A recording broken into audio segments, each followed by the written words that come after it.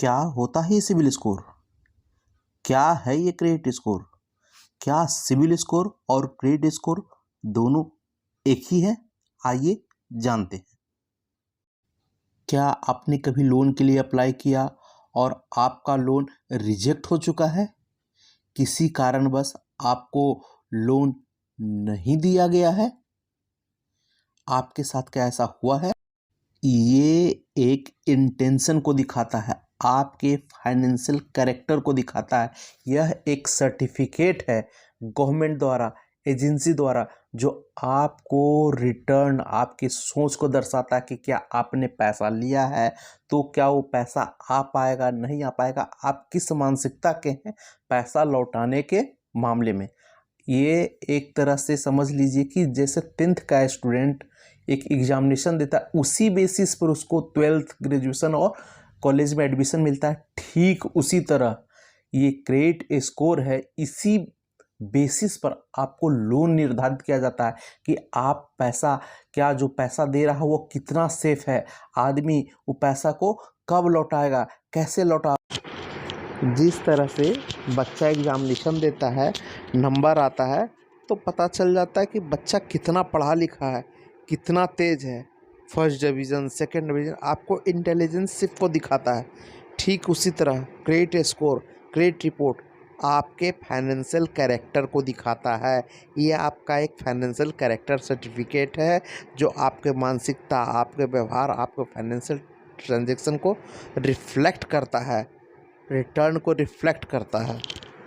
तो बैलेंस कैसे बनाएं अपने कारोबार, काम, लोन, रेट ऑफ इंटरेस्ट, कैसे इसको बैलेंस बनाएं ताकि हमारा क्रेडिट स्कोर पर कोई अंतर ना पड़े, किसी भी तरह का अंतर ना पाए। क्या जरूरी होता है, कितना स्कोर जरूरी होता है किसी भी तरह का लोन लेने के लिए, आइए जानते हैं।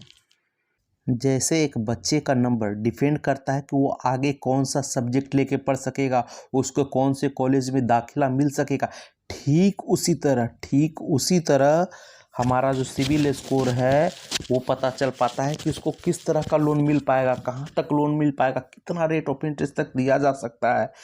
ये जैसे कि अगर हमको हाउसिंग लोन लेना है तो मुझे 650 सिबिल स्कोर से ऊपर होना चाहिए।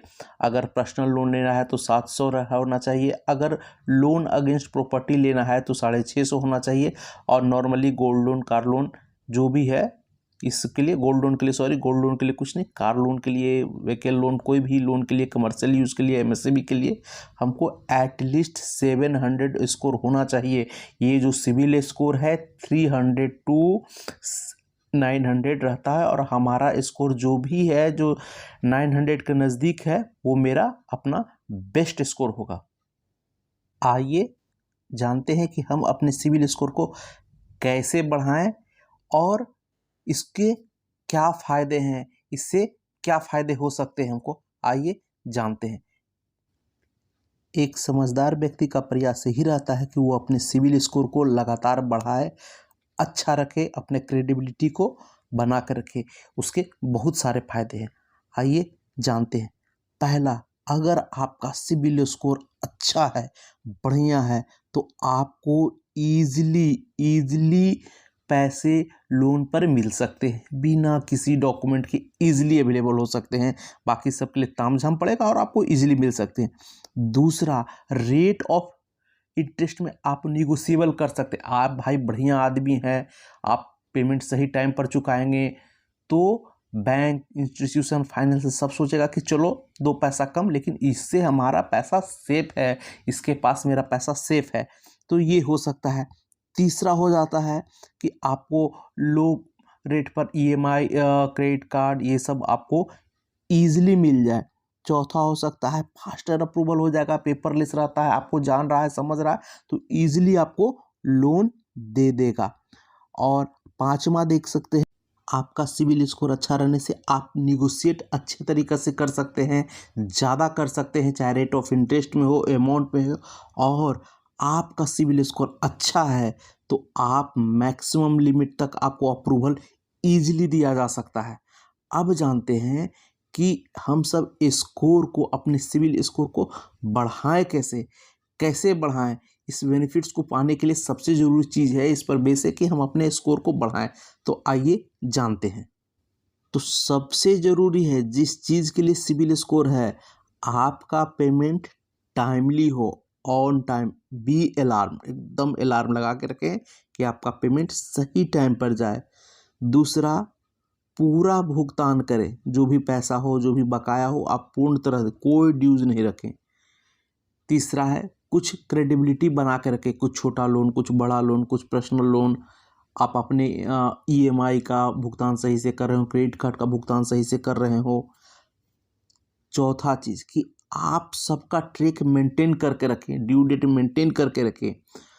पांचवा चीज़, आप अपना क्रेडिट लिमिट बना करके रखें, बचा करके रखें, ये देख करके रखें कि जो इनकम हो रहा है उससे ज़्यादा एक्सपेंसेस ना हो, उसका जो इनकम और आउटपुट वो दोनों का जो रेशियो हो बना रहे। ऐसा ना हो कि आमदनी अठन्नी और खर्चा रुपया हो जाए। तो भाई ये स्कोर इतना इम्पोर्टेंट है, हम चेक कैसे करें कि मेरा क्या स्कोर है? बहुत ईजी है, आप नेट पर चले जाइए, बहुत सारे साइट्स है, पैसा बाज़ार, बैंक बाज़ार, आप किसी जगह जाइए, ओपन करिए, उसमें अपना गेट योर सिबिल स्कोर खोलिए और अपना बेसिक रिक्वायरमेंट जो लॉगिन है, नाम, नंबर, पैन कार्ड, उस पर डालिए और get your CIBIL score easily. ठीक है, तो ये चीज़ ज़रूरी बातें हो गई। कैसे हम पोर्टफोलियो अपना मैनेज करें, अपना फाइनेंशियल पोर्टफोलियो कैसे मैनेज करें, कितना लोन रहे, कितना क्या रहे, उसको कैसे देखें। लिए जो 5 चीज़ें हैं, आप अपना मिक्सअप क्रेडिट रखें और रिपेमेंट हिस्ट्री को हमेशा ट्रैक करते रखें। दूसरा है कि आप अपने लोन के बारे में सही जानकारी रखें, कितना लोन है, कितना बकाया है, ड्यू डेट्स कब है, और आपका जो है कोई भी गारंटर या किसी भी तरह का चीज़ बनते हैं तो वो ज़रूर ज़रूर ज़रूर से देखें कि आपके साथ साथ वो चल रहा है कि नहीं। आपने तो अपना सब सुधार दिया और दूसरा का आप देखें नहीं, और वो आपका पूरा का पूरा खा बजा जाएगा। तो ये चीज़ ज़रूरी होती है। और कोई नया लोन ले रहे हैं तो उसका पोर्टफोलियो को समझ ले, जान ले, आप अपना समझ ले कि आपका पहले कितना चल रहा है, अभी कितना चल रहा है। एक मिक्सअप ओवरऑल आपको होना ज़रूरी है। तो अब तक के लिए इतना ही, मिलते हैं नए वीडियो में नई जानकारी के साथ। अगर अभी तक आपने मेरे चैनल को लाइक नहीं किया है, सब्सक्राइब नहीं किया है, तो इसे लाइक कर दे, सब्सक्राइब कर दे और बने रहे हमारे चैनल पर नई जानकारी के साथ। तब तक के लिए नमस्कार, धन्यवाद।